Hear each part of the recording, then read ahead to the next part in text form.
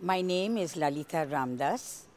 I live in a small village called Bhaimala in Alibag, which is about 100 kilometers south of Mumbai on the west coast. I am currently serving in my 4th year as the chair of the board of Greenpeace International, where I started in January 2007. But I think my most important and most exciting role in the context of Greenpeace was when I was asked to be part of the board that founded Greenpeace in India and actually was instrumental in bringing Greenpeace to India. I think it was a very defining and a very exciting experience for many of us who came from extremely different backgrounds. My own background and my experience over about 30 years in the developmental sector in India has focused primarily on providing access to education, both for children, especially for girls, working with minority communities and other communities who have been less privileged or who have been excluded. And since I moved out from Delhi and worked in the rural areas in Maharashtra, which is where I live, I continue to work on these issues. In addition to that, perhaps one of the criteria for asking me to join the Greenpeace board and bring them to India was my work in the anti-nuclear movement. And I continue to be quite active in that. I'm a member of the Coalition for Nuclear Disarmament and Peace.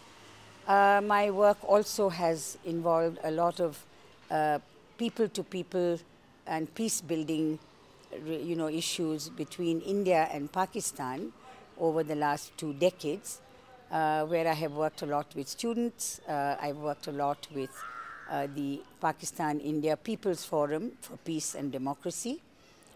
And these are, as I said, amongst my continuing interests. I still believe that building awareness through a very widespread contact, awareness building and educational program is very vital for us to actually bring the idea of Greenpeace and environmental questions to children and students and young people. And I'm hoping that that is the direction in which we will be able to go, both within Greenpeace India and globally as well. It's been a very exciting and I think a time of a lot of promise and a lot of challenge for an organization like Greenpeace, particularly where I have been privileged to sit at the global level because of the threat and the growing issue of climate change. I think Greenpeace as an organization is singularly well placed to be able to address these questions, to be able to build coalitions, partnerships and alliances at the international level as also at regional and national levels.